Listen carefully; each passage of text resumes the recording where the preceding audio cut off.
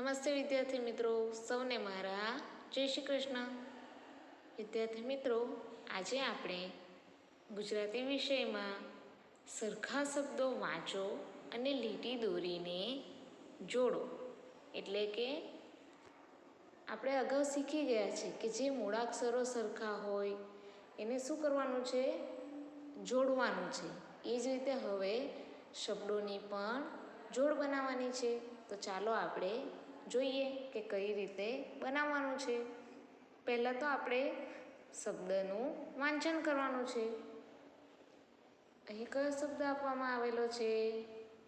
તો અહીં કમળનો ક અને દડાનો દ આપવામાં આવેલું છે. એટલે તે શું વંચાશે? કદ. શું વંચાશે? કદ. હવે એની સામે આપેલી આ લાઈનમાં તમારે એ શબ્દ શોધવાનો છે. તો અહીં ક્યાં એ શબ્દ આપેલો છે? તો પહેલાં આ વાંચીએ આપણે.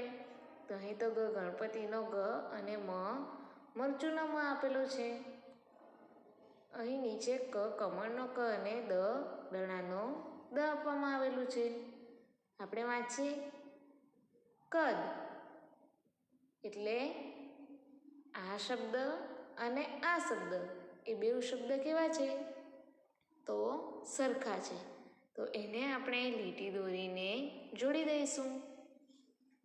આ થઈ ગઈ એની જોડ. એવી જ રીતે અહીં ગ અને મ એટલે કે ગમ એવો બીજો શબ્દ ક્યાં છે? તો અહીં પણ એક શબ્દ આપેલો છે, તે પણ આપણે વાંચીએ ગ અને મ ગમ. શું વંચાશે? ગમ.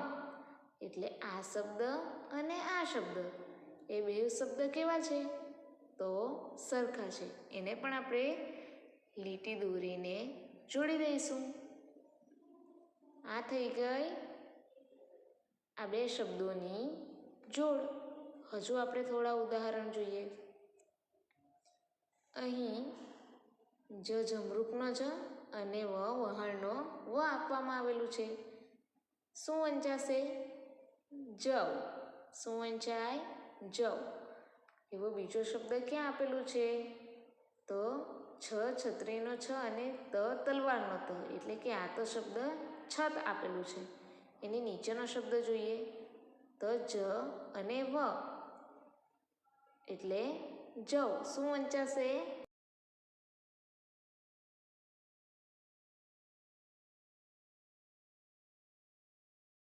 કેવા છે? સરખા છે. તો એને પણ આપણે લીટી દોરીને જોડી દઈશું. હવે છત્રીનો છ અને તપેલીનો ત. તો શું વંચાશે? છત. શું વંચાશે? છત.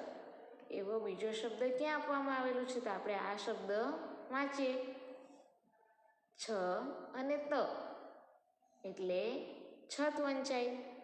તો આ શબ્દ અને આ શબ્દ એ બે શબ્દ કેવા છે? સરખા છે. તો એને પણ આપણે લીટી દોરીને જોડી દઈશું. આ થઈ ગઈ સરખા મૂળાક્ષરની જોડ.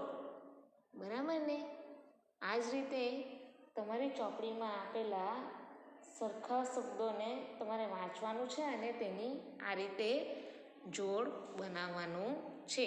આપ સૌ બાળકોએ મારો વિડીયો ખૂબ જ ધ્યાનથી અને શાંતિપૂર્વક જોયો એ બદલ આપ સૌ બાળકોનો ખૂબ ખૂબ આભાર.